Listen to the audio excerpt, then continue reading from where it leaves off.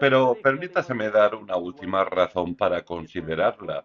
¿Y cómo se justificará el hombre con Dios? Esa es la pregunta más vital y urgente a causa de lo que depende de ello.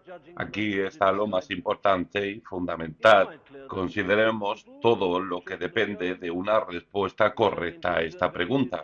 Consideremos todo lo que depende aún en este mundo presente, aquí y ahora, de una respuesta correcta a esta pregunta. No me corresponde pronosticar el futuro, pero sabemos que ciertas cosas acaban por ocurrir: la enfermedad, la vejez, quizá la decepción, la crisis industrial que lleva a la carestía, quizá a la guerra. Puede que alguna de estas cosas nos ocurran y, por tanto, una de las preguntas que un hombre debe hacerse a sí mismo en la vida es esta: ¿cómo puedo prepararme para estas posibilidades y eventualidades? Y aquí está la respuesta que encontramos en la Biblia y que confirma en la experiencia de los santos en todos los lugares. El hombre que ha contestado a la pregunta de Job es el que mejor capacitado se encuentra para afrontar las vicisitudes de la vida. Consideremos, por ejemplo, a un hombre como el apóstol Pablo, rodeado de problemas, pruebas y tribulaciones, y, sin embargo, recordemos cómo habla, porque esta leve tribulación momentánea produce en nosotros un cada vez más excelente y eterno peso de gloria. Segunda de Corintios 4:17. O escuchémosle de nuevo cuando habla en medio de dificultades: estoy seguro de que ni la muerte, ni la vida, ni ángeles, ni principados,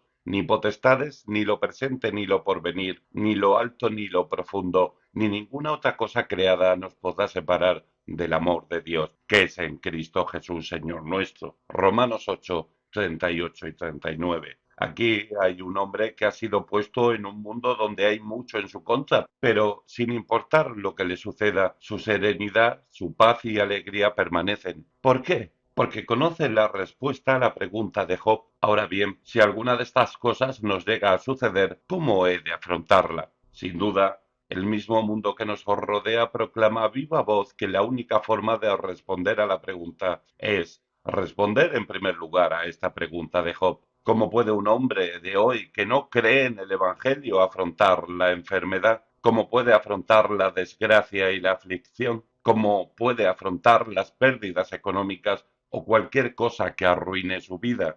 Leamos los periódicos y las historias de hombres y mujeres. La vida sin Dios no funciona, no es exitosa ni siquiera aquí y ahora. Mientras estamos en esta vida y en este mundo, la verdadera forma de vivir es responder a la pregunta de Job. Pero cuando consideramos lo que depende de esta pregunta en la eternidad, vaya, entonces pienso que podemos ver con más claridad aún todo lo que depende de esta pregunta. Si este libro que llamamos Biblia está en lo cierto, y si su mensaje es correcto, esta es la realidad. Todo el destino eterno del hombre está determinado y se decide por su respuesta a la pregunta planteada por Job. ¿Y cómo se justificará el hombre con Dios? Debo enfrentarme a él, seré juzgado por él, y todo mi destino eterno dependerá de mi capacidad o incapacidad para presentarme ante Dios, de tal forma que Dios me diga: bien, buen siervo y fiel, sobre poco has sido fiel, sobre mucho te pondré, entra en el gozo de tu Señor. Mateo 25:51. O si fallo, me enfrentaré a la otra declaración: echadle. ¿Puede haber otra pregunta más urgente que esta? ¿Puede haber una sola pregunta que la anteceda? La vida depende de ello.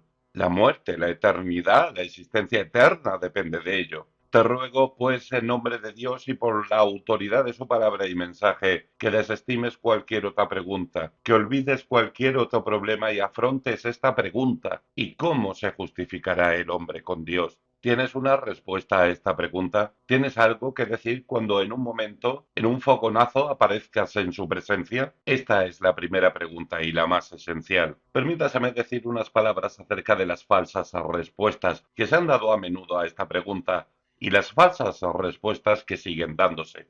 Algunos dicen: bien, estoy de acuerdo contigo. Esa es la gran pregunta. ¿Y cómo se justificará el hombre con Dios? Viviendo una vida buena, haciendo todo lo posible, haciendo todo el bien que pueda, orando, intentando ser benigno y respondiendo bondadosamente al otro. Otros añaden: eso no es insuficiente, debemos ir más allá. El hombre debe volverse religioso. estar vinculado a una sociedad religiosa y pertenecer a una iglesia. Una persona así, aseguran, es mejor que la gran mayoría de las personas. Está haciendo un esfuerzo e intenta hacer algo con respecto a su situación ante Dios. ¿No son esas las respuestas que se dan? Planteemos la pregunta de Job en una conversación con el hombre que prefiramos en la actualidad y veremos que esas son las respuestas que se dan. Formulemos la pregunta: cuando mueras y vayas a la eternidad y comparezcas ante Dios, ¿en qué te basarás? ¿Qué dirás a Dios cuando te mire y te pregunte qué has hecho con tu vida? ¿Qué has hecho con tu alma? ¿Cómo te justificarás ante Dios? Sabemos las respuestas que nos darán. No he hecho daño a nadie, siempre he intentado ser lo mejor posible. He intentado ayudar a los demás, he tenido mi patrón que he intentado seguir y creo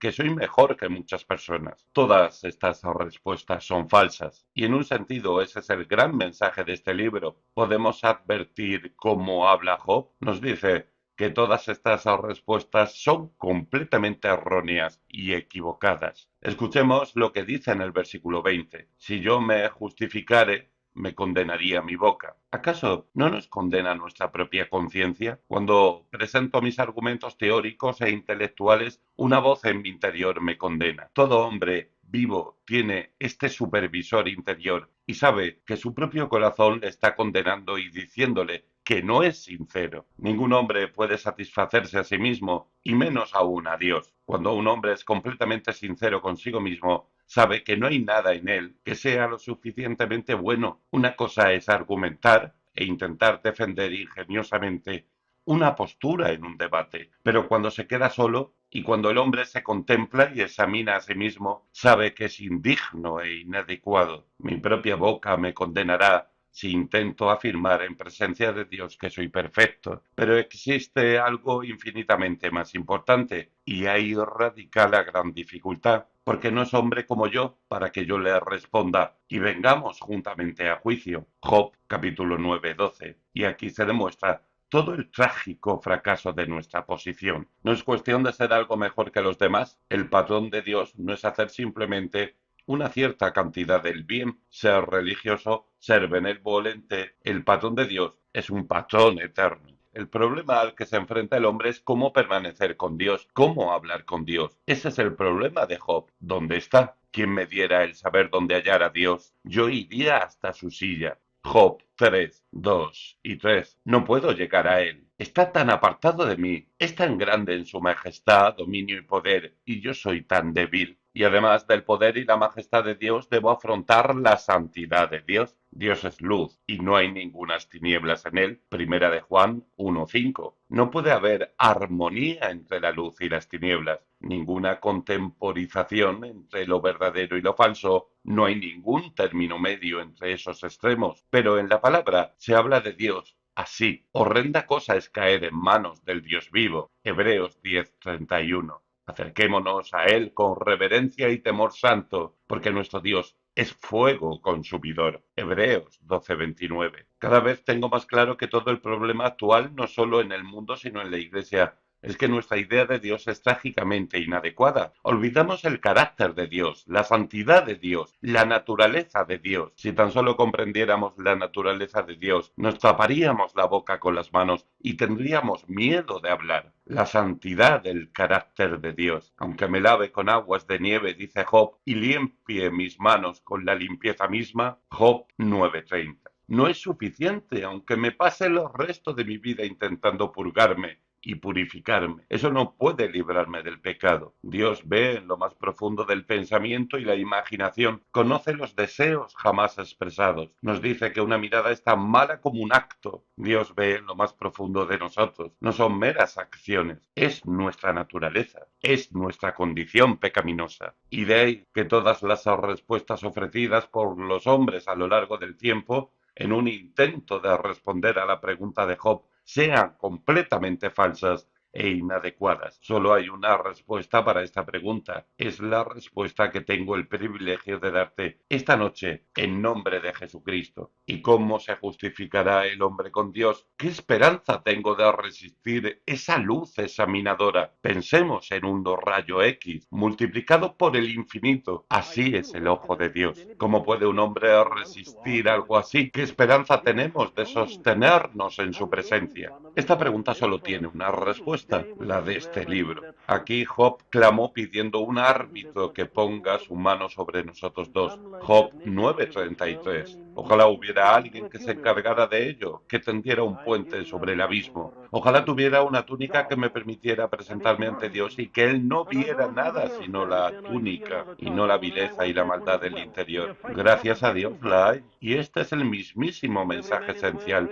de este glorioso evangelio. Dios ha enviado a su Hijo unigénito a este mundo, Jesús de Nazaret. Vino porque el hombre no puede justificarse nunca ante Dios. Ha hecho algo para justificar al hombre. Ha tomado sobre sí tu culpa y la mía, tu fracaso y el mío. Ha entrado en el problema, se ha introducido en el vórtice junto con nosotros, se ha identificado con él, ha tomado nuestro pecado sobre sí y Dios ha tratado nuestro pecado en él. Al que no conoció pecado, por nosotros lo hizo pecado, para que nosotros fuésemos hechos justicia de Dios en él. Segunda de Corintios 5:21. Antes de enfrentarme a Dios, debo tener una naturaleza como la suya. Antes de presentarme ante Dios, debo librarme de esta corrupción, de esta culpa del pecado y todo lo relacionado con él. Y solo hay un camino. Cristo me viste con su propia justicia. Hasta promete tomarme de la mano y presentarme libre de culpa ante Dios, rebosando felicidad. ¿Y cómo se justificará el hombre ante Dios? El justo por la fe vivirá. Romanos 1:17. Todo creyente recibe la justicia de Dios en Cristo. Romanos 5:15 al 17. Este es el camino de Dios